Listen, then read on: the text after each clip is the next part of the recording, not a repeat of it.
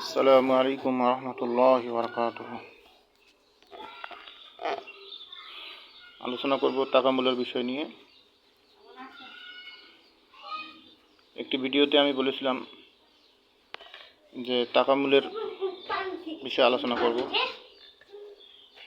তো আজকে আমি সেই বিষয়টাই আলোচনা করব ইনশাআল্লাহ। আপনারা ধৈর্য সহকারে একটু শুনেন, যারা বিদেশ যেতে চান তাদের উপকার হবে ইনশাআল্লাহ।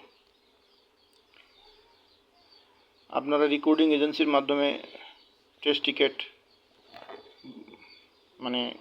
করবেন, বুকিং করবেন। করার পরে আপনাদেরকে একটা ডেট দিবে যে অমুক দিন থেকে অমুক দিন নয়, একদিনই হবে সেই পরীক্ষাটা, ঠিক আছে? একদিনই, সেটা বাংলাদেশের যে কোনো জেলা শহরে হতে পারে।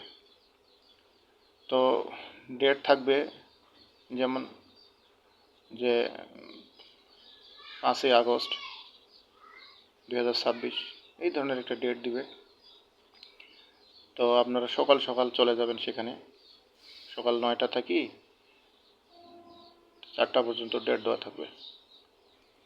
তো এখানে যাবেন, যাওয়ার পরে আপনাদেরকে সম্ভবত 9 থেকে 9:30 10টার ভিতরে আপনাদেরকে রুমের ভিতরে নিয়ে যাবে।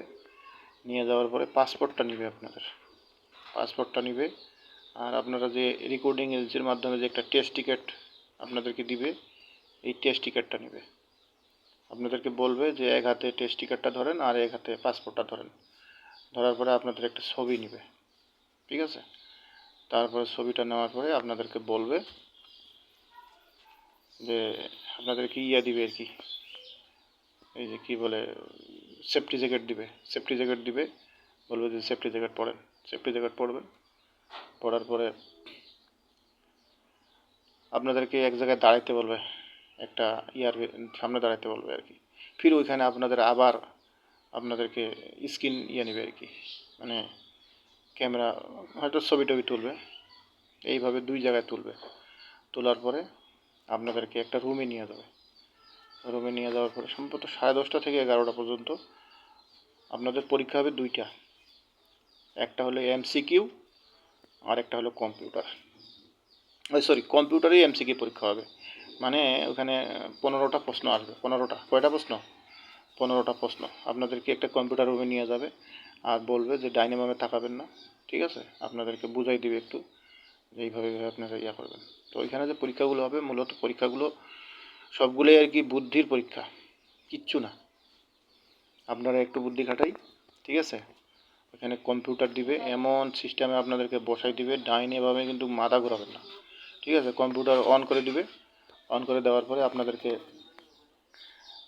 একটা মাউথ থাকবে, কম্পিউটারের মাউথ। এই মাউথে আপনারা টিক চিহ্ন দেবেন, ঠিক আছে? এইভাবে 1 থেকে 15টা অ্যান্সার দেবেন। তো প্রথম যখন একটা প্রশ্ন আসবে, প্রশ্নটাতে ধরেন 4টা বিষয় থাকবে। ধরেন মনে করেন বাংলাদেশের রাজধানী কি? ঢাকা, চট্টগ্রাম, খুলনা, সিলেট, কোনটা ঠিক? আপনি টিক চিহ্ন দেবেন। তো যখন এইভাবে টিক চিহ্ন দিবেন, 1 নম্বর প্রশ্ন ওকে, শেষ। আবার 2 নম্বর প্রশ্ন আসবে। ধরেন মনে করেন 2 নম্বর প্রশ্নে লেখা আছে যে